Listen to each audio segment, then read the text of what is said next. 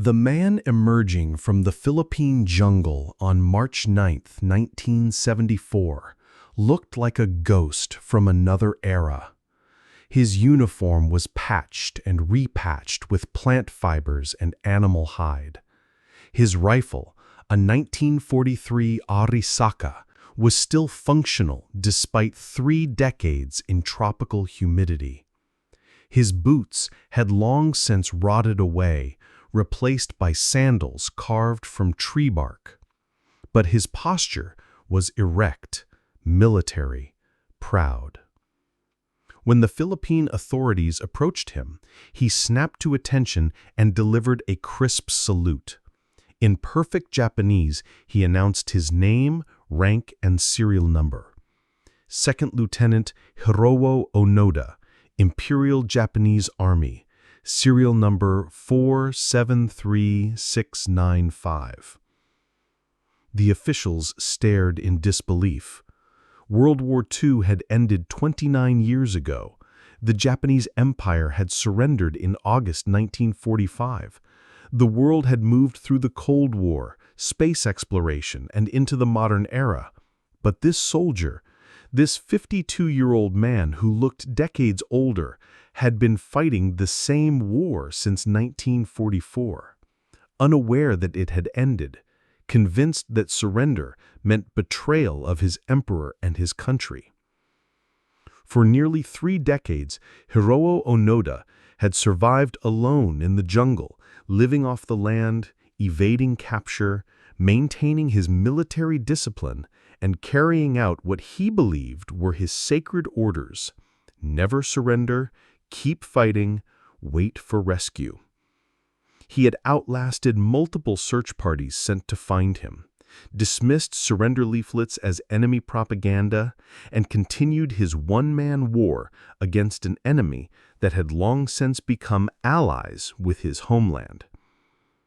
This is not a story about surviving a plane crash or a natural disaster. This is not about enduring harsh weather or finding food in the wilderness. This is about something far more complex and psychologically profound. A man so committed to his duty, so thoroughly conditioned by his training, so absolutely convinced of his mission, that he spent nearly half his life fighting a war that had ended before most people reading this were born.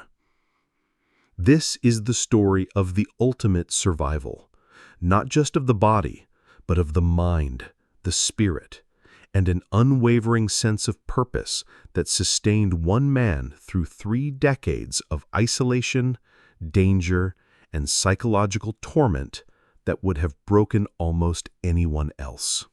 Hiroo Onoda was born in 1922 in a Japan that was rapidly militarizing, preparing for what its leaders saw as an inevitable war with the Western powers. By the time he came of age, the concept of absolute loyalty to the emperor had been drilled into every Japanese child from birth. Death before dishonor wasn't just a slogan. It was a fundamental organizing principle of Japanese society. When Onoda was drafted into the Imperial Japanese Army in 1942, he was already mentally prepared for a war that might require the ultimate sacrifice. But his intelligence and aptitude caught the attention of military recruiters, who selected him for specialized training in intelligence and guerrilla warfare. He was sent to the Army Intelligence School, where he would receive the training that would both save his life and trap him in a decades-long nightmare. The intelligence school curriculum was unlike regular military training. While ordinary soldiers learned to fight in units, intelligence operatives learned to fight alone. They studied survival techniques, jungle warfare, camouflage, and most importantly, psychological resistance to enemy propaganda. They were taught to distrust everything they saw or heard from enemy sources, to assume that any information suggesting Japanese defeat was false, and to continue their missions regardless of apparent changes in circumstances. But the most crucial part of Onoda's training was the indoctrination in absolute obedience to orders. Intelligence operatives were expected to carry out their missions for years without contact from superiors, making independent decisions while never deviating from their core objectives. They were taught that surrender was not just cowardice, it was treason against the emperor himself. Onoda's commanding officer, Major Yoshimi Taniguchi, gave him specific instructions that would define the next 30 years of his life. You are absolutely forbidden to die by your own hand. It may take 3 years, it may take 5, but whatever happens will come back for you. Until then, so long as you have one soldier, you are to continue to lead him. You may have to live on coconuts. If that's the case, live on coconuts. Under no circumstances are you to give up your life voluntarily. These orders were not suggestions or general guidelines. They were sacred commands from a superior officer, backed by the full authority of the emperor. In the military culture that had shaped Onoda since childhood, disobeying such orders was literally unthinkable. They became more than instructions. They became the organizing principle of his entire existence. In December 1944, Second Lieutenant Onoda was deployed to Lubang Island in the Philippines, a small tropical island about 75 miles southwest of Manila. His mission was to conduct guerrilla warfare against Allied forces, disrupt supply lines, and prevent the island from being used as a base for further Allied operations. He was told to work with local guerrilla units and to hold the island at all costs. But by the time Onoda arrived on Lubang, the war was already turning decisively against Japan. American forces were advancing rapidly through the Pacific. Japanese supply lines were collapsing, and the empire was beginning its final desperate defensive phase. Onoda found himself on an island that was strategically important, but effectively abandoned by higher command. Within months of his arrival, Allied forces invaded Lubang. The Japanese garrison was quickly overwhelmed, and most Japanese soldiers on the island were killed or captured. But Onoda, along with 3 other holdouts, managed to escape into the jungle interior, where they began what they expected to be a temporary period of hiding until Japanese reinforcements could retake the island. They had no way of knowing that no reinforcements were coming, that Japan was on the verge of total defeat, that the emperor himself was preparing to surrender. Cut off from all communication with command, operating under orders that forbade surrender, they settled in for what they believed would be a few months of guerrilla warfare. Those few months would become nearly 3 decades. The 4 men, Onoda, Corporal Shoichi Shimada, Private Kinshitsu Kozuka, and Private Yuichi Akatsu, established a base camp deep in the jungle and began their resistance operations. They raided Filipino villages for supplies, avoided contact with American patrols, and maintained their weapons and equipment as best they could. They were convinced that they were performing vital service for their country, holding strategic territory until the inevitable Japanese counterattack. As 1945 progressed into 1946, then 1947, the 4 soldiers began to face the psychological challenge that would define Onoda's ordeal. How to maintain hope and purpose when everything suggested that their cause was lost. But their training had prepared them for exactly this challenge. They had been taught to interpret any evidence of Japanese defeat as enemy propaganda, and this mental framework allowed them to dismiss contradictory information and maintain their sense of mission. When surrender leaflets were dropped from aircraft, they analyzed them carefully and concluded they were forgeries. When they heard radio broadcasts announcing Japan's surrender, they assumed the broadcasts were fake. When Filipino civilians told them the war was over, they believed the civilians had been coerced or deceived by American propaganda. Their training had created a mental defense system so strong that no external evidence could penetrate it. They had become, in effect, psychologically immune to reality. This immunity would keep them fighting long after any rational person would have surrendered, but it would also trap them in a hell of their own making. Unable to accept information that could have freed them from their ordeal. By 1950, 5 years after the war's end, the 4 soldiers had become something unprecedented in military history. A combat unit that had continued operations for half a decade after their country's surrender, sustained by nothing more than unshakable belief in their mission and absolute refusal to accept evidence that contradicted their worldview. They had no idea that their real war was just beginning. By 1950, the 4 Japanese holdouts had developed a routine that would sustain them for years.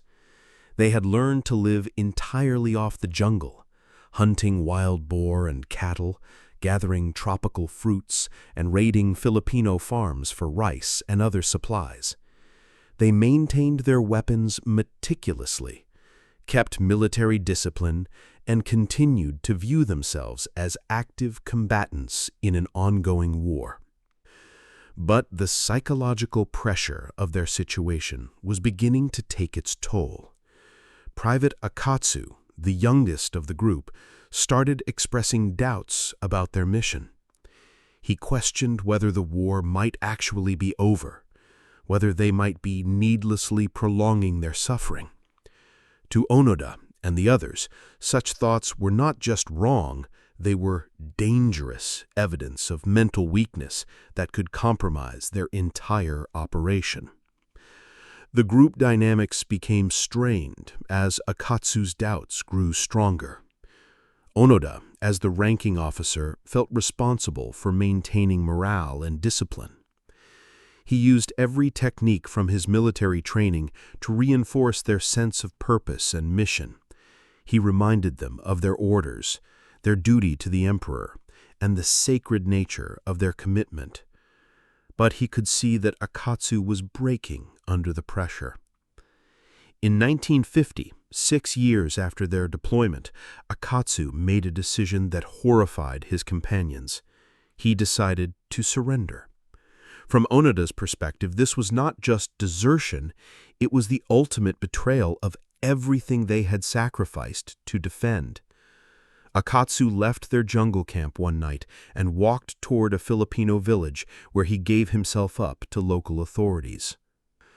The loss of Akatsu was devastating to the remaining 3 soldiers, but not in the way most people might expect. They didn't see his surrender as evidence that the war was over.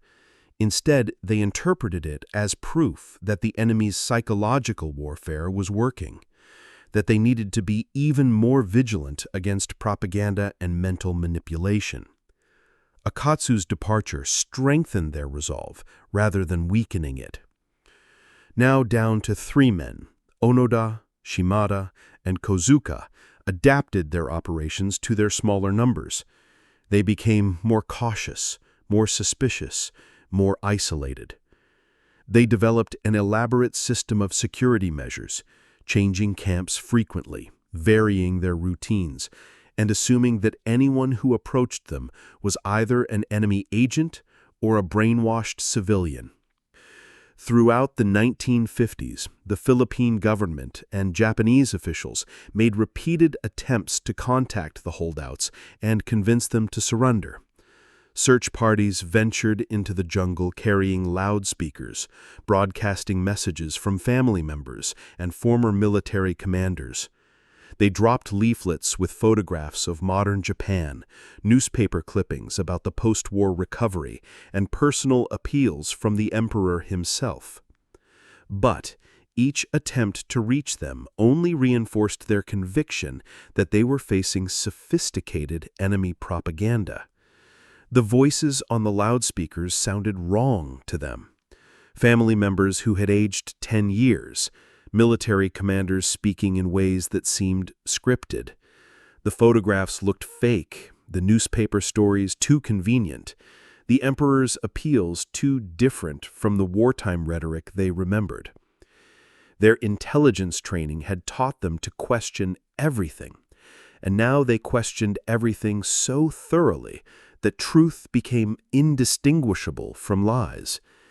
They had created a mental fortress so strong that reality itself could not penetrate it.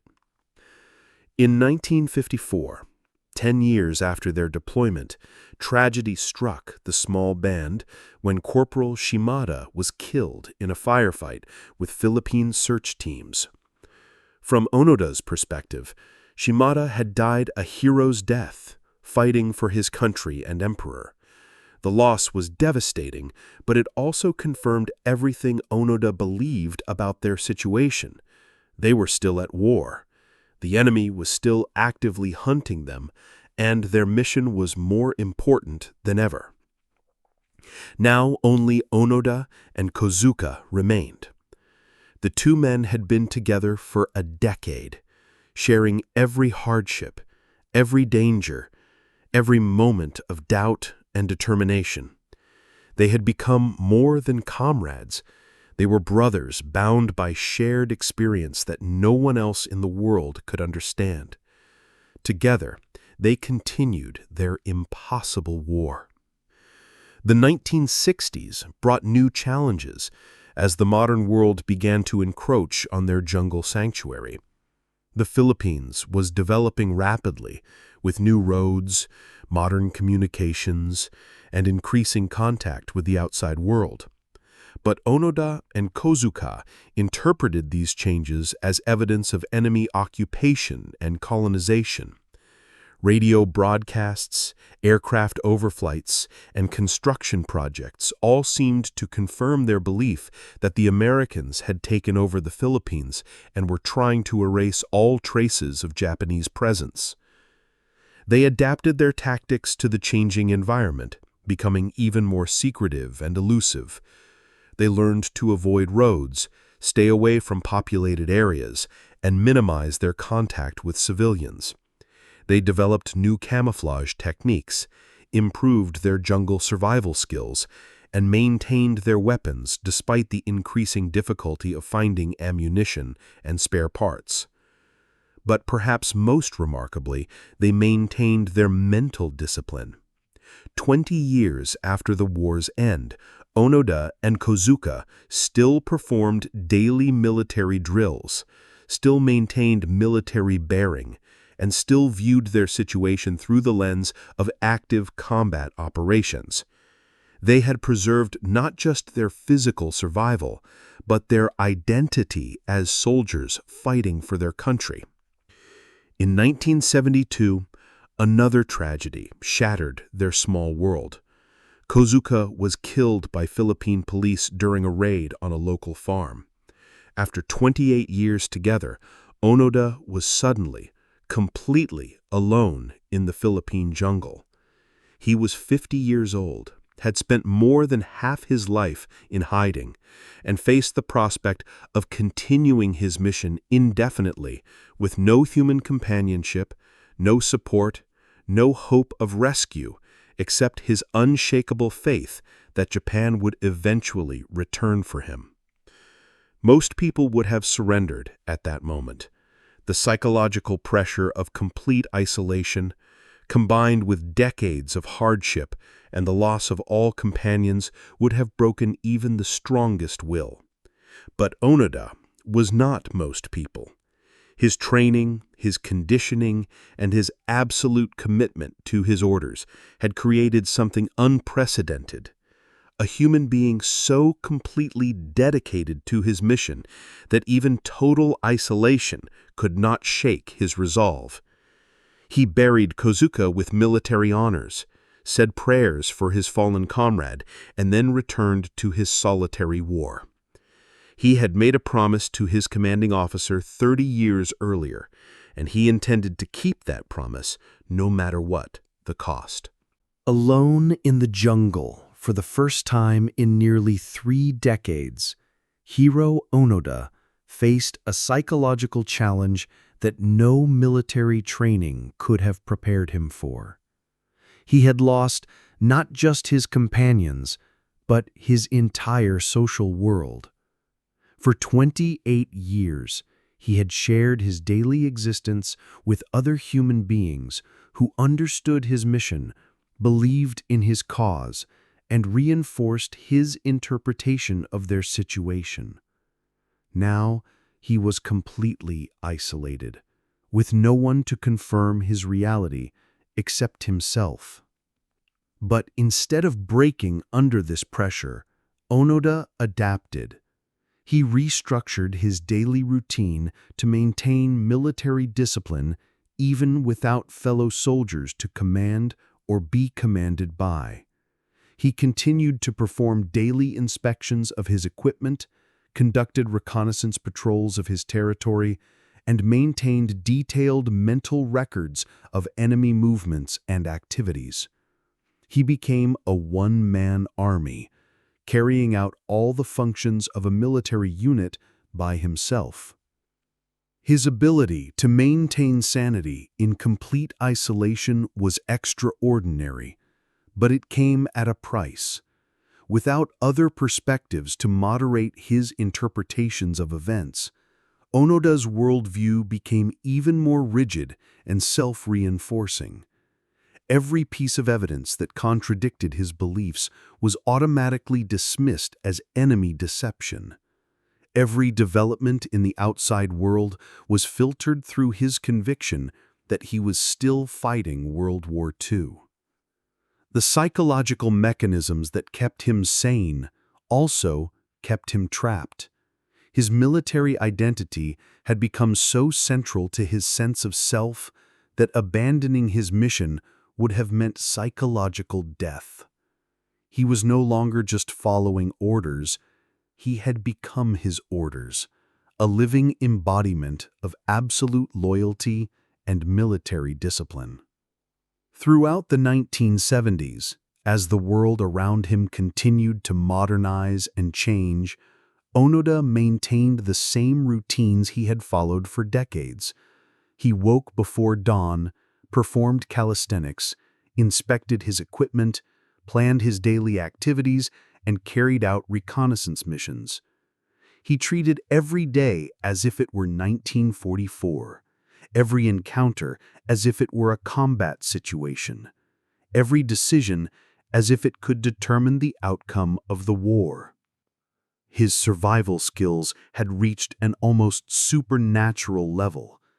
He could move through the jungle without making a sound, find food and water in any season, predict weather patterns days in advance, and avoid detection by search parties that included some of the most experienced trackers in the Philippines. He had become part of the jungle itself, a ghost who could appear and disappear at will. But his greatest survival skill was psychological. His ability to maintain purpose and meaning in a situation that should have driven him insane.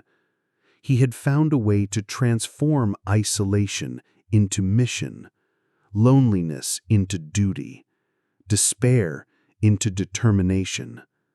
He had created a mental framework so strong that it could withstand any external challenge. The irony was that this same mental strength that kept him alive also prevented him from accepting the very information that could have freed him. Search parties continued to venture into the jungle, calling his name, broadcasting messages from his family, carrying letters from former military commanders. But Onoda analyzed each attempt with the thoroughness of a professional intelligence officer and found reasons to dismiss them all as sophisticated enemy propaganda. His analytical abilities were actually too good. He could find flaws in authentic documents, inconsistencies in genuine photographs, suspicious elements in real recordings of family members. His training in detecting enemy deception had become so refined that he could find evidence of deception in anything, including the truth itself. In 1974, 30 years after his deployment, Onoda encountered someone who would change everything. Norio Suzuki, a young Japanese adventurer who had come to the Philippines specifically to find him. Suzuki was not a government agent or military official. He was simply a curious young man who wanted to meet the legendary holdout and hear his story firsthand. Their meeting was surreal. Suzuki approached Onoda's camp openly, without weapons, calling out in Japanese that he was a friend who wanted to talk. For the first time in decades, Onoda found himself face to face with another Japanese person who was not trying to capture him or convince him to surrender, but who simply wanted to understand his experience. Suzuki listened to Onoda's story without judgment, asked questions about his survival techniques, and showed genuine respect for his dedication and military discipline.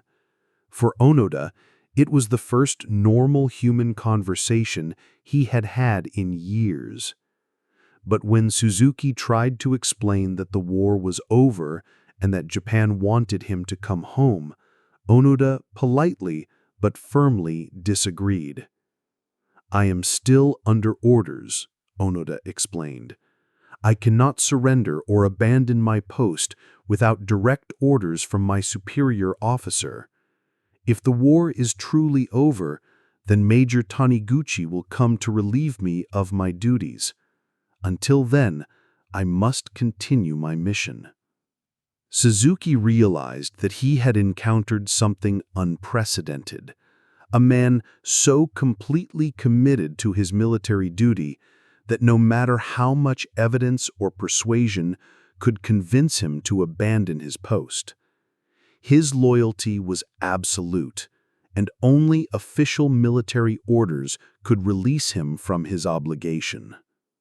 Suzuki returned to Japan and convinced the government to locate Major Taniguchi, who was now an elderly civilian living quietly in post-war Japan.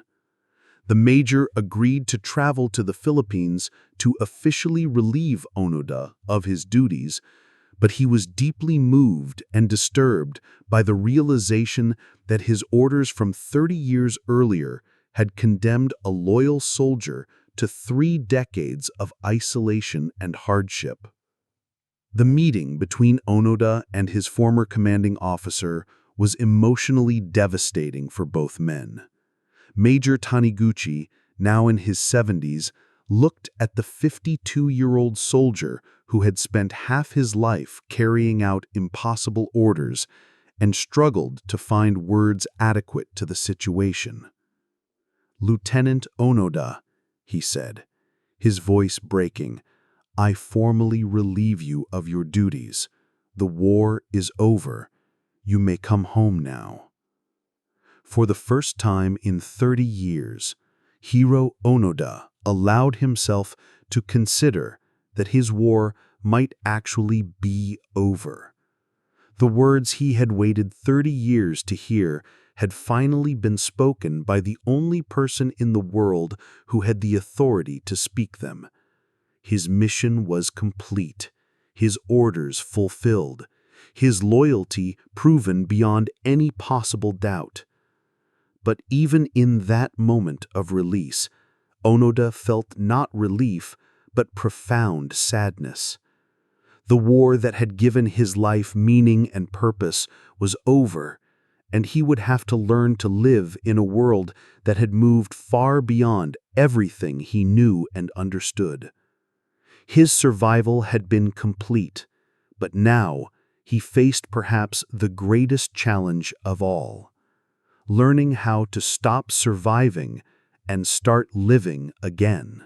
When Hiroo Onoda emerged from the Philippine jungle on March 9, 1974, he stepped not just from forests to civilization, but from 1944 to 1974, from the world of World War II into the modern era. The 30 years he had spent fighting his private war had been 30 years of unprecedented change in human history. The world he returned to was as alien to him as a different planet. The journey from jungle to Manila was Onoda's first exposure to the scale of change that had occurred during his absence. Roads existed where there had only been trails. Vehicles moved with speed and efficiency he could hardly comprehend. Buildings rose to heights that seemed impossible.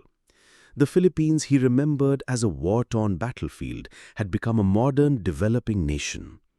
But the psychological journey was even more disorienting than the physical one.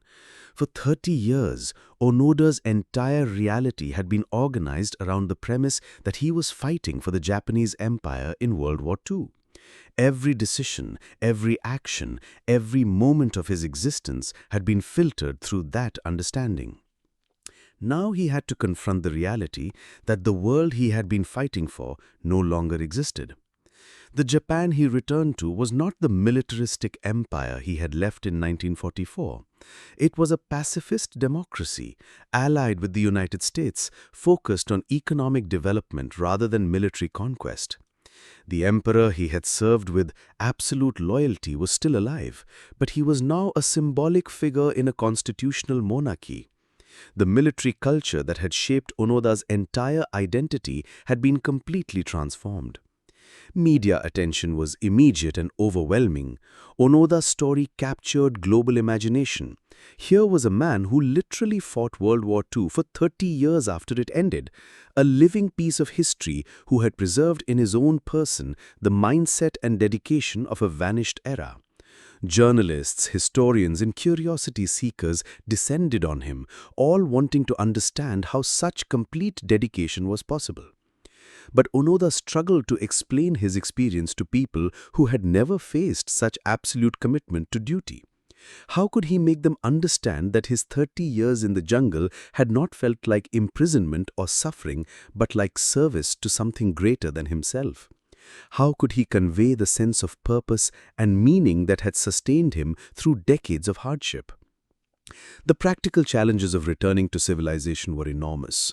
Onoda had to learn to use modern technology, understand contemporary social customs, and navigate a world that operated according to principles completely different from those he remembered. Simple tasks like using a telephone, riding in an automobile, or shopping in a store required him to master skills that everyone else took for granted. More difficult still was the psychological adjustment to peace. For 30 years, Onoda's entire reality had been organized around the premise that he was fighting for the Japanese Empire in World War II. Every decision, every action, every moment of his existence had been filtered through that understanding. Now he had to confront the reality that the world he had been fighting for no longer existed. The Japan he returned to was not the militaristic empire he had left in 1944. It was a pacifist democracy, allied with the United States, focused on economic development rather than military conquest.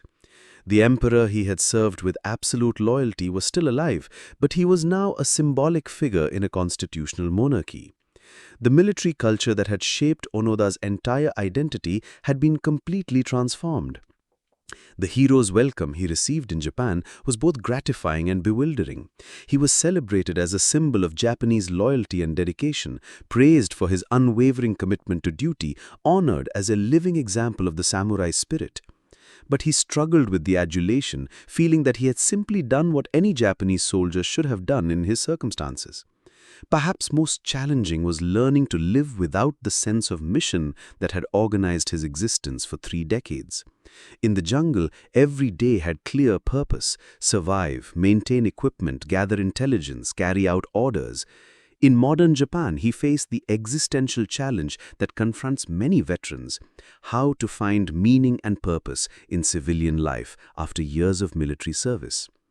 Onoda wrote a book about his experiences, No Surrender, My 30-Year War, which became an international bestseller. The writing process forced him to reflect on his ordeal and try to make sense of what had happened to him. But even as he wrote, he struggled to understand how his experience related to the larger questions of duty, loyalty, and human endurance.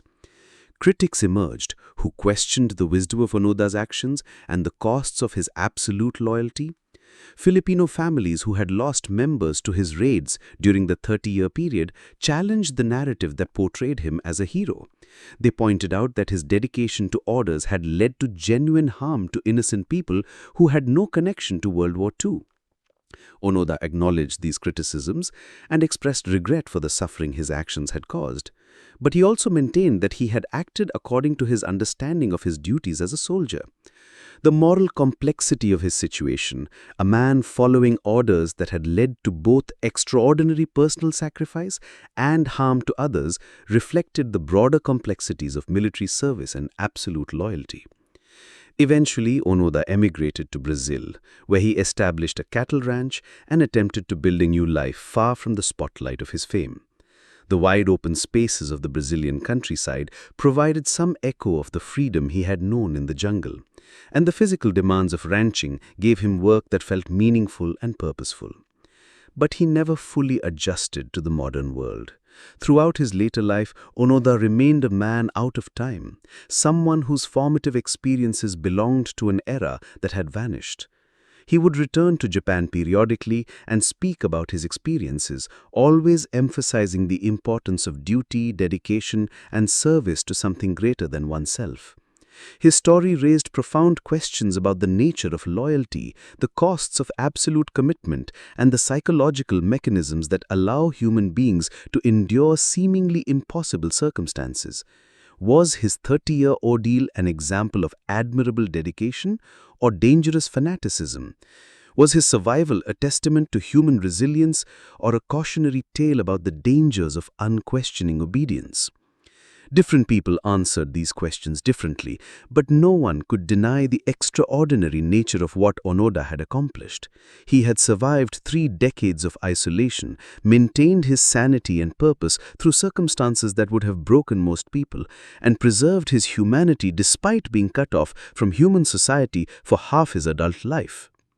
When Hiroo Onoda died in 2014, at the age of 91, obituaries around the world struggled to capture the meaning of his extraordinary life. He was mourned as the last soldier of World War II, honored as a symbol of unwavering loyalty, and remembered as a man who had pushed the boundaries of human endurance further than anyone thought possible. But perhaps his greatest legacy was the questions his life raised about the nature of commitment, duty, and survival itself. In an age of shifting loyalties and temporary commitments, Onoda had shown what absolute dedication looked like, both its power to sustain human beings through impossible circumstances and its potential to trap them in situations that reason would suggest abandoning. To understand Hiroo Onoda's 30-year survival in the Philippine jungle, we must examine not just what he did, but how his mind worked during those decades of isolation. His case represents one of the most extreme examples of psychological endurance in human history, a testament to both the power and the danger of absolute mental commitment. Onoda's survival depended on a psychological framework that most modern people would consider pathological, a complete inability to accept information that contradicted his core beliefs about his mission and his duty. But this same inflexibility, which trapped him in an outdated reality, also gave him the mental strength to endure circumstances that would have driven most people to suicide or madness. The foundation of his psychological survival was what psychologists call cognitive consistency, the tendency to interpret new information in ways that confirm existing beliefs rather than challenge them. But Onoda took this common human trait to an extreme that bordered on the delusional. His military training had taught him to be suspicious of enemy propaganda, and he applied this suspicion to literally everything that suggested his war was over. This created what researchers now recognize as a closed belief system, a mental framework so self-reinforcing that no external evidence could penetrate it. Every piece of information was filtered through his conviction that he was still fighting World War II, and anything that didn't fit this framework was automatically dismissed as false or deceptive. But Onoda's case also demonstrates the incredible power of purpose in sustaining human survival.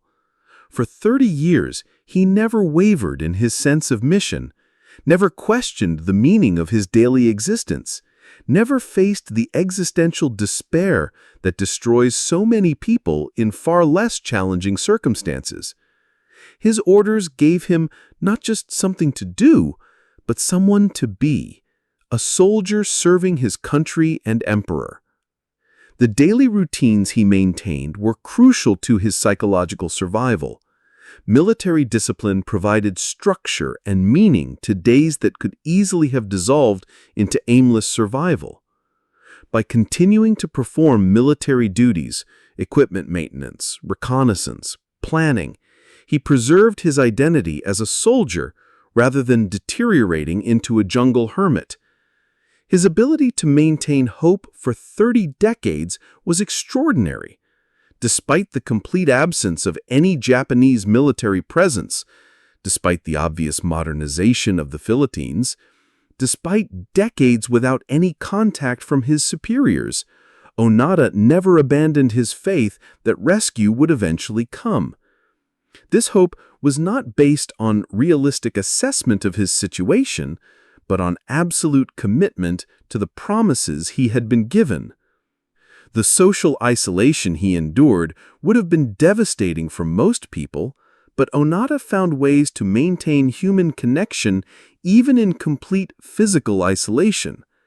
He talked to his dead companions, held conversations with imagined superiors, and maintained elaborate mental relationships with family members he hadn't seen in decades. These psychological connections weren't signs of madness. They were adaptive responses that kept him human during inhuman circumstances. Perhaps most remarkably, Onoda maintained his moral framework throughout his ordeal. Despite living outside civilized society for 30 years, despite having every reason to abandon ethical constraints, he continued to follow the moral code he had learned as a soldier.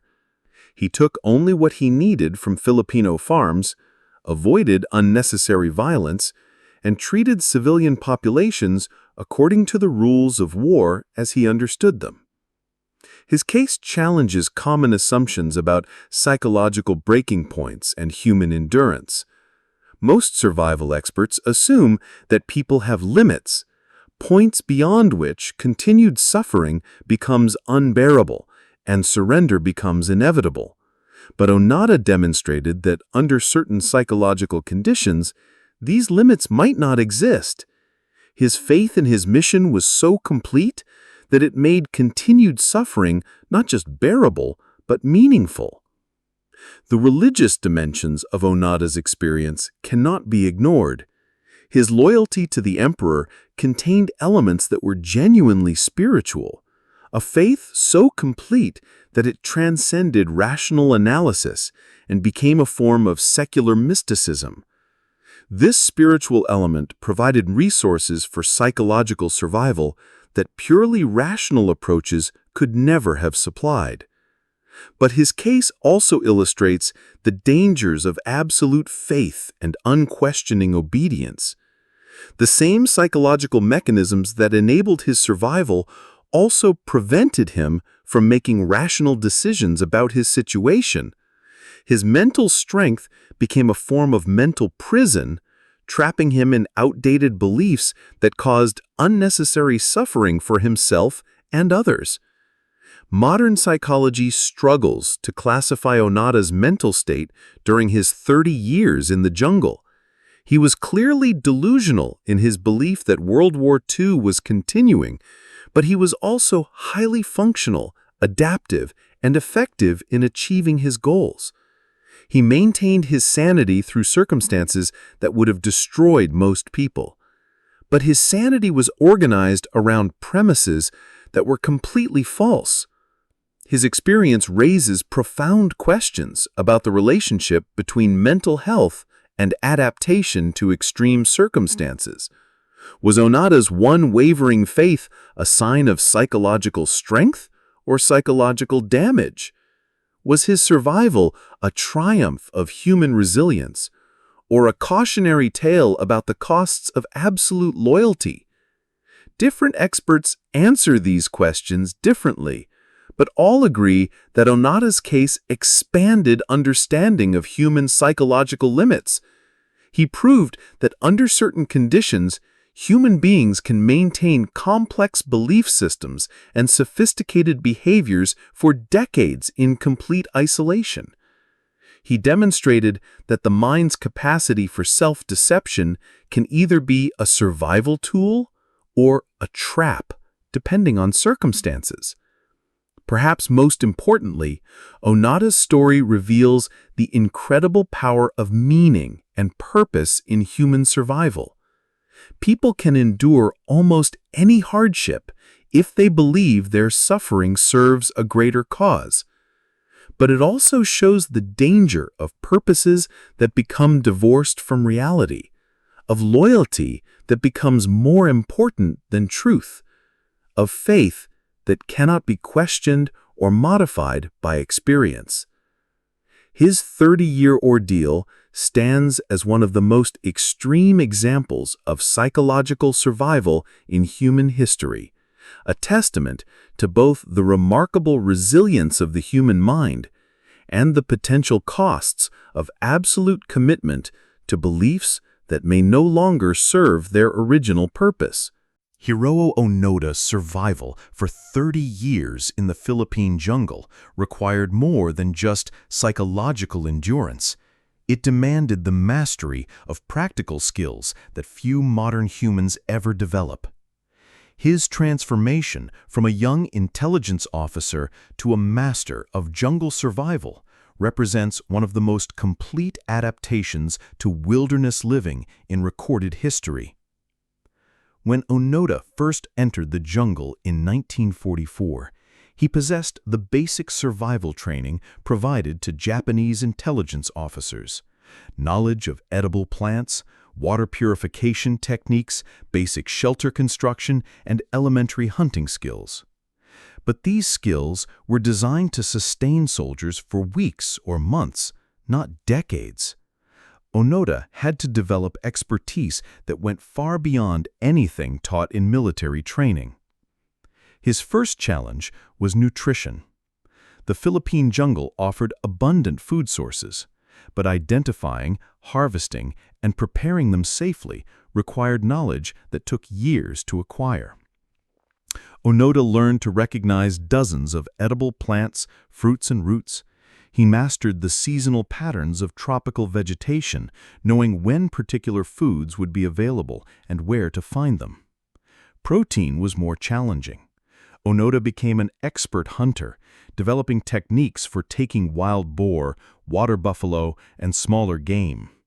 He learned to construct snares and traps, to track animals through dense jungle, and to predict their movement patterns.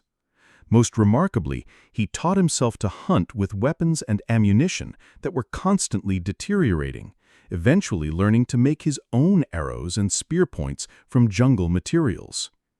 His fishing skills were equally advanced. Onoda learned to read water patterns, identify fish habitats, and construct sophisticated traps and nets from vines and branches. He discovered which jungle plants could be used as natural fish poisons, allowing him to harvest large quantities of protein from streams and ponds. food preservation was crucial for long-term survival.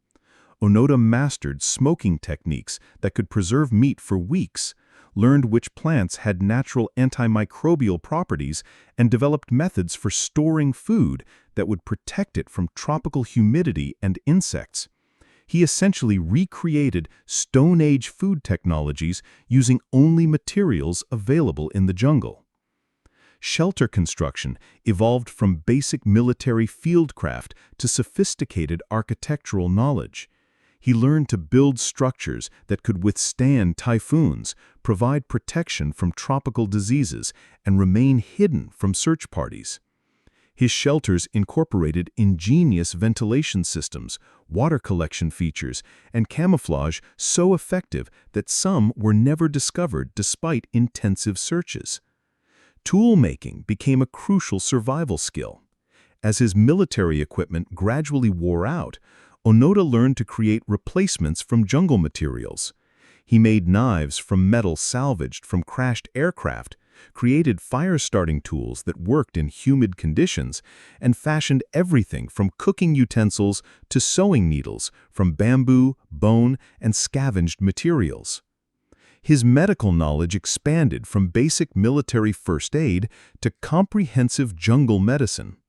Onoda learned to identify and prepare dozens of medicinal plants, developed treatments for tropical diseases, and mastered surgical techniques that allowed him to treat serious injuries without modern medical equipment. He essentially became a traditional healer, preserving himself and his companions through knowledge that took years to accumulate. Weather prediction was essential for survival planning. Onoda learned to read atmospheric signs that allowed him to predict storms days in advance, understand seasonal patterns that affected food availability, and plan activities around weather conditions that could be deadly if ignored.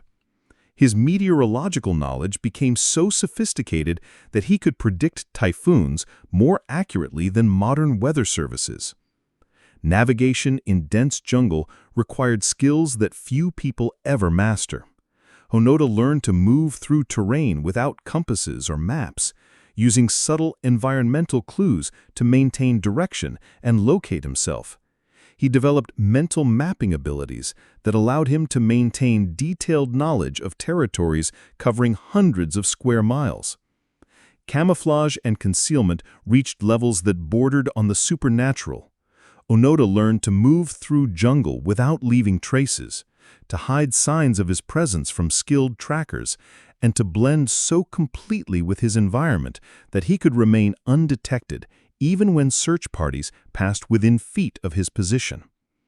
Perhaps most remarkably, Onoda maintained and repaired his military equipment for 30 years under conditions that should have rendered it useless within months.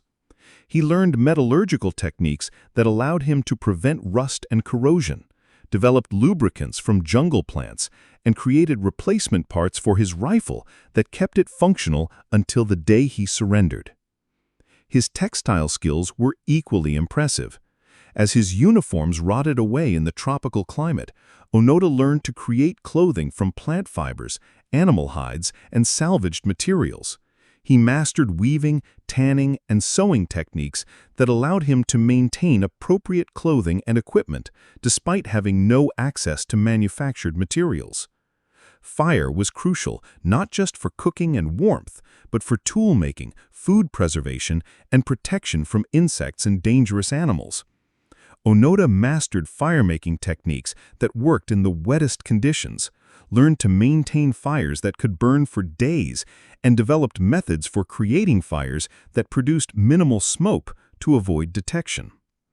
Water purification required constant attention in a tropical environment where contaminated water could cause fatal illness. Onoda learned multiple purification techniques, from boiling and filtration to chemical treatments using jungle plants. He developed methods for storing clean water and locating reliable water sources even during dry seasons. These skills represented more than just survival techniques. They constituted a complete mastery of traditional human technologies. Onoda had essentially recreated the knowledge base that allowed human beings to live successfully in tropical environments for thousands of years before the development of modern technology. But perhaps his most crucial skill was the ability to maintain and expand this knowledge base continuously. For 30 years, Onoda never stopped learning, experimenting, and refining his survival techniques. He approached jungle living with the same methodical intelligence he had applied to military operations, constantly improving his methods and adapting to changing circumstances.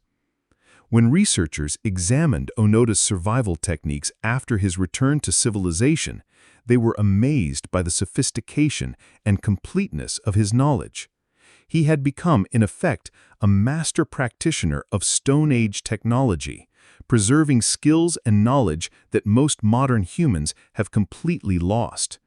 His expertise represented one of the most complete individual adaptations to wilderness living in human history, proof that human beings retain the capacity to live successfully in natural environments if they have the knowledge, determination, and time to develop the necessary skills.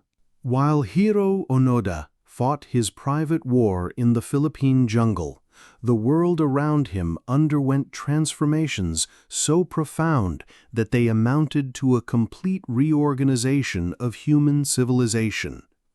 The 30 years of his absence, 1944 to 1974, encompassed some of the most dramatic changes in human history, creating a world that would be nearly unrecognizable to someone who had experienced none of it.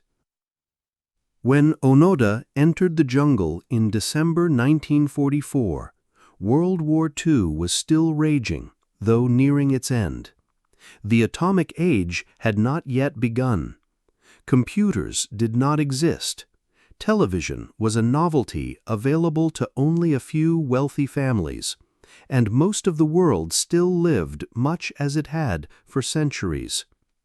The war itself represented the culmination of industrial age conflict, fought with technologies that would have been familiar to someone from the previous century.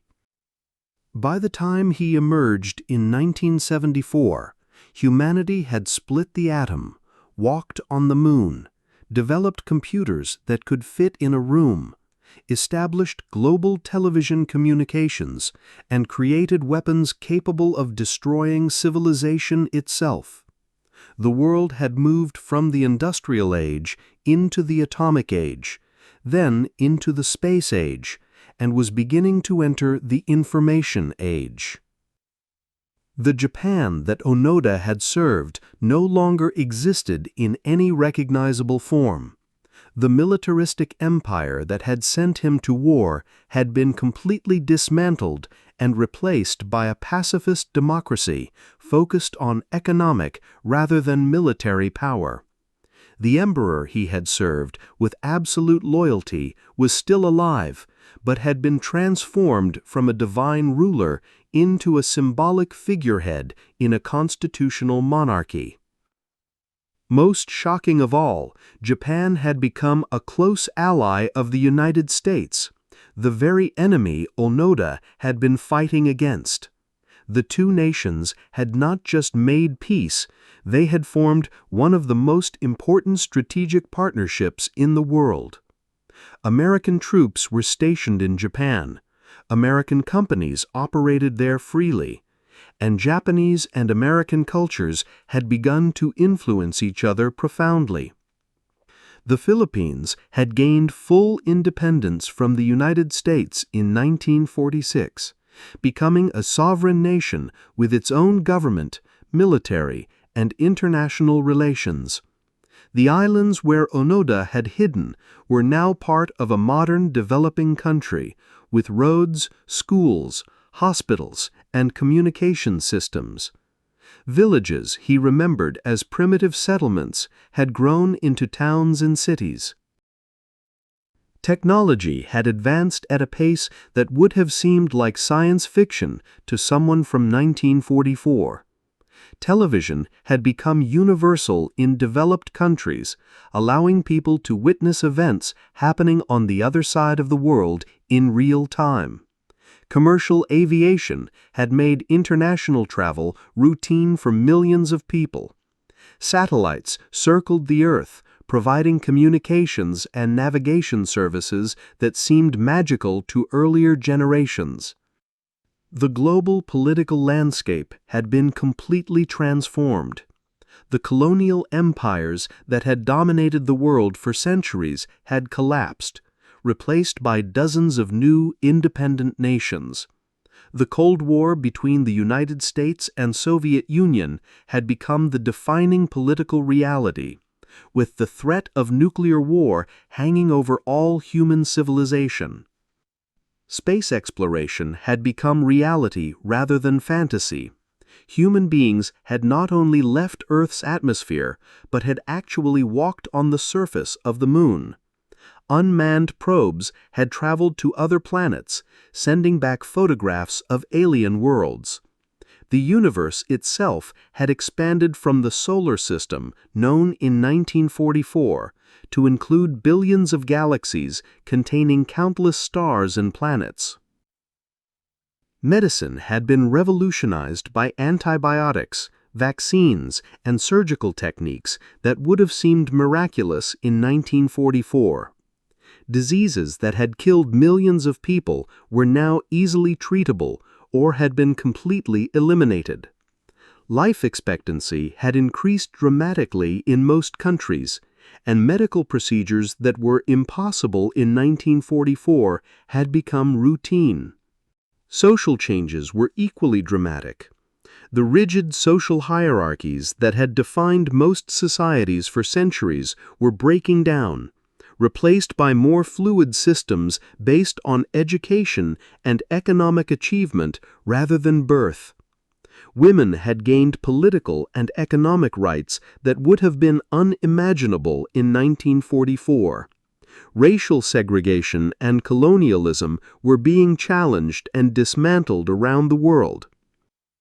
Communication had been transformed by technologies that allowed instant contact between any 2 points on Earth. Telephone service had expanded from a luxury available to the wealthy to a basic utility used by almost everyone. International communication had become so easy and inexpensive that families separated by thousands of miles could talk regularly. The global economy had become integrated in ways that made the trade networks of 1944 seem primitive by comparison. Multinational corporations operated across dozens of countries simultaneously. Products manufactured in one country were routinely sold on the other side of the world. International travel for business and tourism had become commonplace. Entertainment and media had been revolutionized by television, movies, and recorded music that could be distributed globally almost instantly. Cultural influences that would have taken decades to spread across the world in 1944 could now reach every continent within days or weeks. But perhaps most significantly, the entire framework for understanding the world had changed. In 1944, most people still thought in terms of national empires competing for territory and resources. By 1974, thinking had expanded to include global systems, international cooperation, and problems that transcended national boundaries. The environmental consequences of industrial development were becoming apparent, leading to new awareness of humanity's impact on the planet. The possibility of nuclear war had created the recognition that human civilization itself was fragile and could be destroyed by human actions. For Onoda, emerging into this transformed world was like traveling through time. Technologies, social systems, political arrangements, and cultural assumptions that he had never experienced or imagined were simply accepted as normal by everyone around him. He had to learn not just how to operate in this new world, but how to think about it, how to understand systems and relationships that had no precedent in his experience. The psychological challenge of adjusting to such comprehensive change was enormous. Onoda had spent 30 years preserving not just his physical survival, but his entire worldview from 1944. Now he had to somehow integrate this preserved reality with a world that had moved beyond anything he could have imagined. His story represents more than just individual survival. It illustrates the incredible pace of change in the modern world and the challenges faced by anyone who becomes disconnected from the flow of historical development. In 30 years, humanity had not just progressed, it had transformed itself so completely that someone from the earlier era could barely recognize the result. Hiroo Onoda's 30-year ordeal in the Philippine jungle represents one of the most extraordinary examples of human survival in recorded history. But his story raises questions that go far beyond the mechanics of staying alive in hostile conditions. It forces us to confront fundamental questions about the nature of human commitment, the meaning of loyalty, and the price we are willing to pay for absolute faith in our beliefs. What made Onoda's survival possible was not just physical endurance or survival skills, though these were certainly important. What sustained him through 3 decades of isolation and hardship was something more psychological and spiritual, an unshakable sense of purpose that gave meaning to every day of his ordeal. His orders were not just military commands, they had become the organizing principle of his entire existence. This raises profound questions about the relationship between meaning and survival. Modern psychology recognizes that people can endure almost any suffering if they believe it serves a greater purpose. Onoda's case represents an extreme example of this principle. A man who found meaning in circumstances that would have driven most people to despair or suicide. But his story also illustrates the potential dangers of absolute commitment to any cause or belief system. The same mental framework that enabled his survival also trapped him in a reality that had become disconnected from the actual world.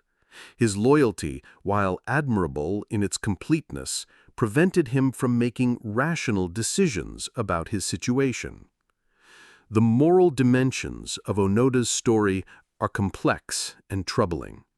His dedication to his mission led him to carry out raids on Filipino civilians who had no connection to World War II and no responsibility for his predicament. His survival came at a cost in human suffering that cannot be ignored or excused, even while we marvel at his endurance. This highlights one of the most difficult questions raised by extreme survival stories. At what point does individual survival become less important than the harm it causes to others? Onoda believed he was fighting a war, but from the perspective of his victims, he was simply a dangerous man causing unnecessary suffering decades after any justification for his actions had ended. His case also challenges our assumptions about mental health and adaptation to extreme circumstances. By conventional standards, Onoda's refusal to accept reality could be classified as delusional. But his delusions enabled him to function effectively in impossible circumstances and to maintain his sanity through experiences that would have destroyed most people. This paradox, that false beliefs can sometimes enable survival while true beliefs might lead to despair, reflects deeper questions about the relationship between perception and reality. Onoda's survival depended on his ability to maintain faith in beliefs that were factually incorrect but psychologically necessary. The question of whether Onoda's survival was ultimately worthwhile cannot be answered simply. He preserved his life and demonstrated extraordinary human resilience, but at enormous personal cost, and with consequences for innocent people that lasted decades. His story inspires admiration for human endurance, while also serving as a cautionary tale about the dangers of unquestioning loyalty that cannot be questioned or modified by experience. From a purely survival perspective, Onoda's achievement was remarkable. He demonstrated that human beings can adapt to almost any environment if they have sufficient knowledge, determination, and sense of purpose. He proved that the limits of human endurance are far greater than most people imagine, and that individuals can maintain complex behaviors and belief systems even in complete isolation. But his survival also came at the cost of 30 years of normal human life. He never married, never had children, never experienced the ordinary pleasures and relationships that give most people's lives meaning. He preserved his physical existence, but sacrificed many of the experiences that make existence worthwhile. The tragedy of Onoda's story is not that he suffered in the jungle, but that his suffering was unnecessary. The war that gave his ordeal meaning had ended before most of his hardships began. His loyalty was absolute, but it was loyalty to a cause that no longer existed, and orders that should have been rescinded decades earlier. Yet this same unnecessary suffering was what made his survival so psychologically sustainable. If he had known that his ordeal was pointless, he probably would not have been able to endure it. His false beliefs about the war's continuation were both the cause of his suffering and the source of his strength. Onoda's legacy is complex and multifaceted. He stands as proof of human resilience and the power of absolute commitment, but also as a warning about the potential costs of loyalty that cannot be questioned or modified by experience. He demonstrates both the strength that comes from unwavering faith and the blindness that such faith can create. His story has inspired countless people facing their own challenges to persevere through difficult circumstances, to maintain hope when situations seem hopeless, and to find meaning in suffering, but it has also prompted reflection on the importance of questioning authority, adapting beliefs to changing circumstances, and balancing loyalty with rational analysis. Perhaps most importantly, Onoda's 30-year ordeal reminds us that survival is not just about staying alive, but about maintaining humanity in the face of dehumanizing circumstances. Despite his isolation and the extreme nature of his situation, Onoda preserved his moral framework, his military discipline, and his sense of honor throughout his ordeal. When he finally returned to civilization, he was not a broken man or a savage, but someone who had maintained his essential humanity despite circumstances that should have destroyed it. This may be his greatest achievement, not just that he survived, but that he survived as a human being worthy of respect and admiration. Onoda's story challenges us to think about our own commitments and loyalties, our own capacity for endurance, and our own willingness to question beliefs that may have outlived their usefulness. It reminds us that human beings are capable of extraordinary things, both admirable and troubling, and that the line between heroism and tragedy is often thinner than we would like to believe. His life stands as testament to the incredible complexity of human nature, our capacity for both blind faith and remarkable adaptation, our ability to find meaning in suffering and to persevere through circumstances that should destroy us. He proved that sometimes, against all odds and despite all costs, human beings can survive anything, even when survival itself becomes a form of imprisonment. The question his story leaves us with is not whether we could survive what he survived, but whether we should want to, and at what cost such survival would come to ourselves and others. It is a question without easy answers, but one that illuminates the deepest challenges of human existence and the extraordinary complexity of what it means to be truly alive.